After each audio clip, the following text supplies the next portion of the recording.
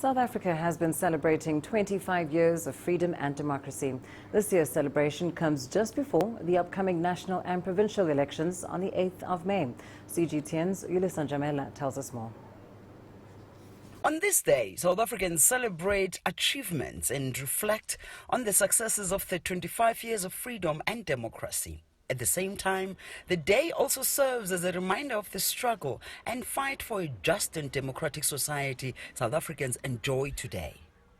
South Africa has traveled quite a long and challenging road since the first all-race national general elections held on the 27th of April 1994. Those elections ended 3 decades of white domination.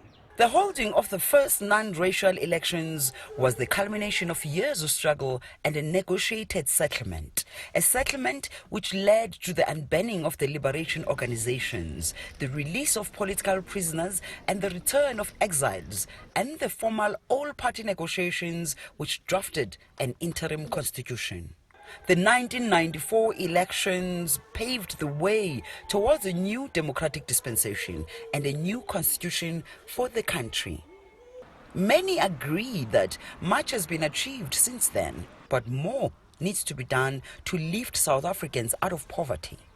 We've stabilized South African society coming out of a terrible situation before 1994. And there has been service delivery. I mean, it's a lie to say that the African National Congress has not delivered. It delivered on many levels of electricity supply, of housing, not enough, but yes, it delivered.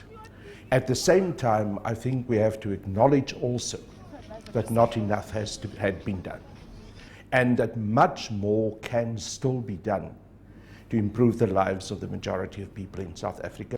Look, certainly we have achieved a lot. South Africa is not the same country that it was in 1994 from a socio-political point of view, the freedoms that people enjoy. I think it's a different country. If you go to townships, you see a lot of the interventions that have been made by way of social grants, that they are changing people's lives.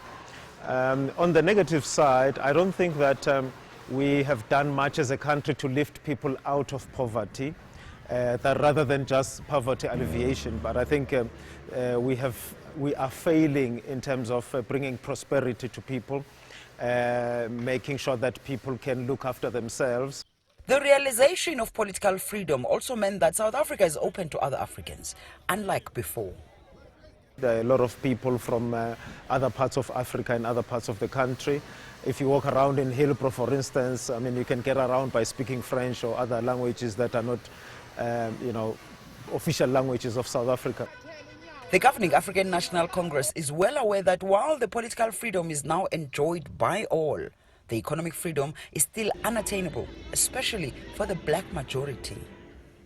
I believe that the African National Congress has to deliver on the second challenge, the latter. That is, we must address the issues that concerns the poorest of the poor, because that is our support base. Our support base is not white suburbia. It's not the green and leafy suburbs. South Africans are set to go to the polls on May 8. This election will be the 6th since the first democratically held elections in 1994. Yolisa and Njamela for CGTN in Johannesburg, South Africa.